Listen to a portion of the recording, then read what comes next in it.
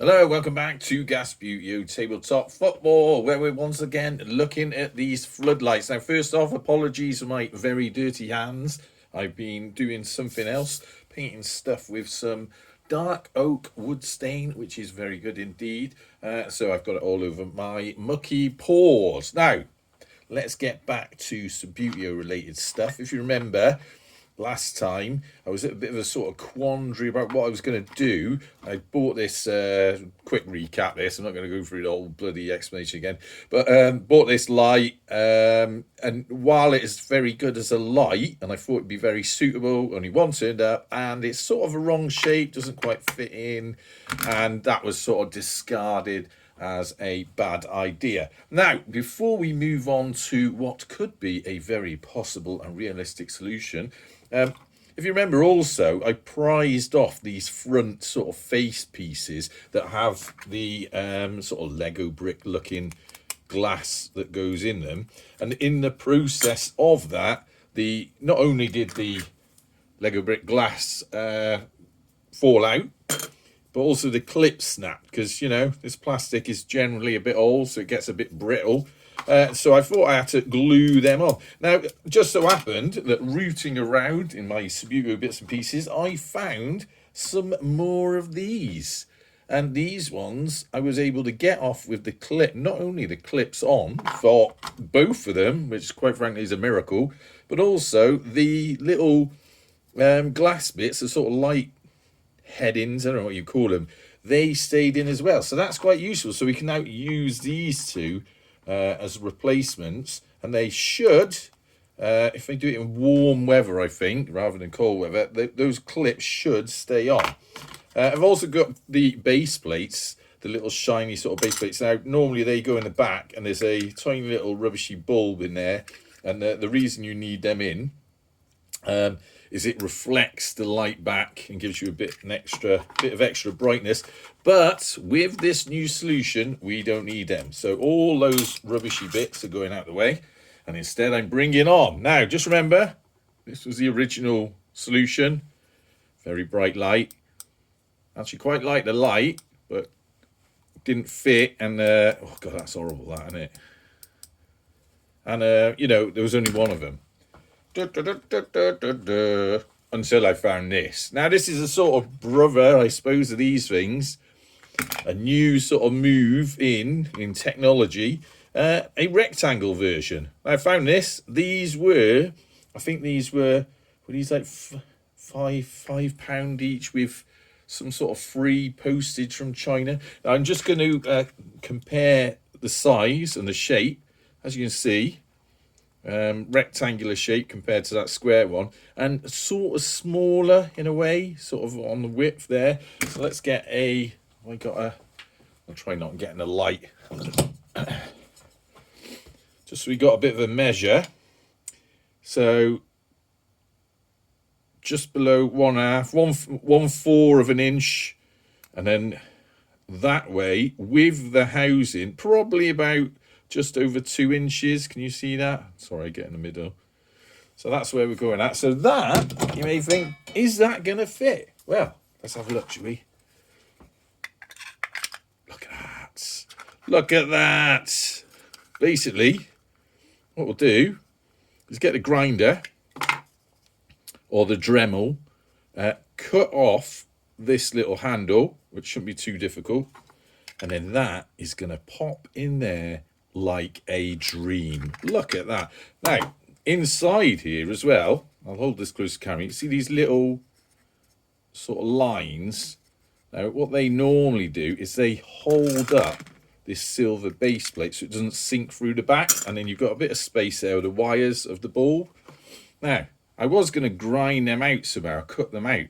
No need, because when you cut that, it just so happens, if I cut that edge off, there's a bit of a gap, like about 1mm gap either.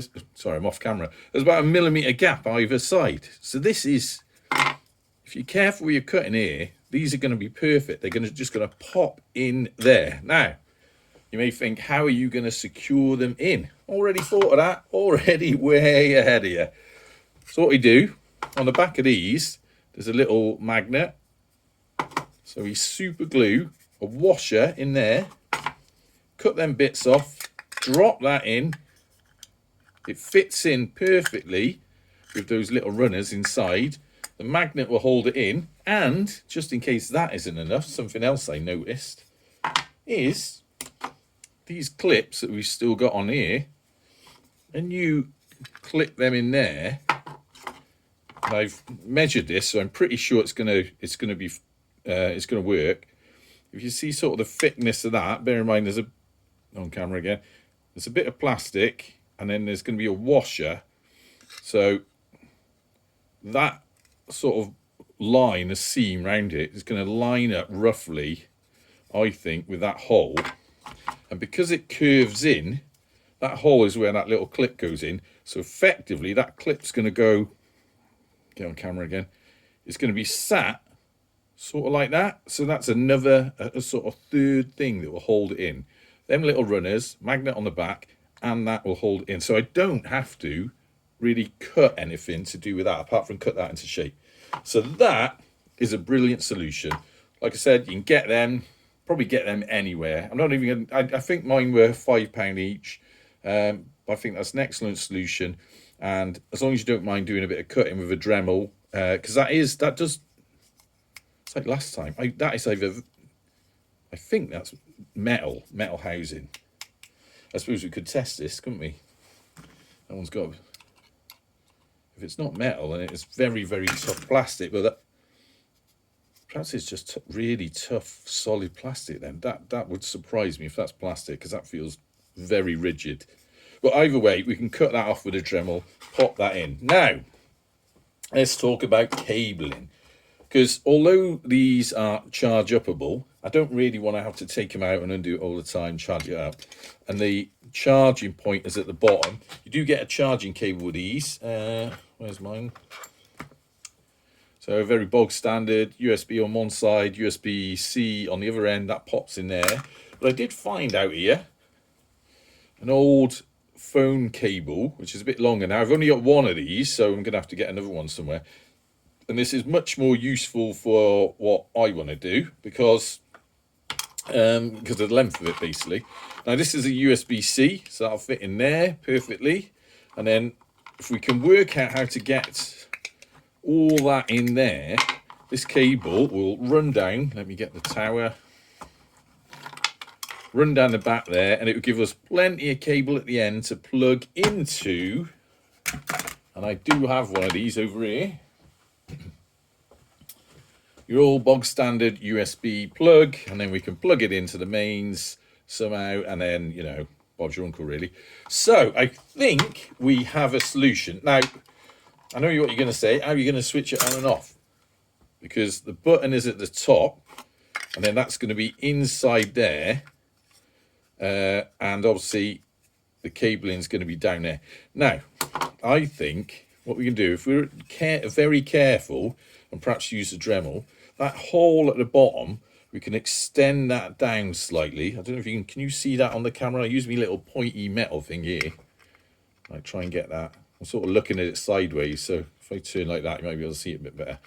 Basically, if we cut this hole very carefully with a Dremel, move down just a little bit, you know, just about sort of two sort of, what we call it, of an inch. What is it? 2/8 of an inch or whatever.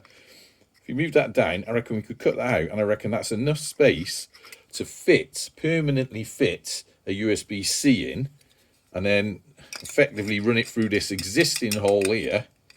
Yeah, so it'll go in there, sort of basically widen that hole inside the housing.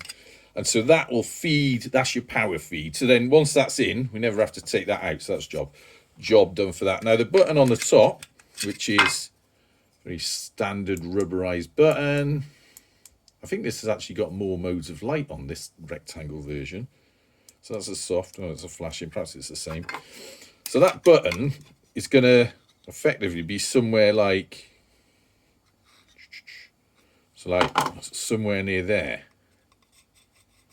So what we're going to have to do is very carefully drill a little hole in there.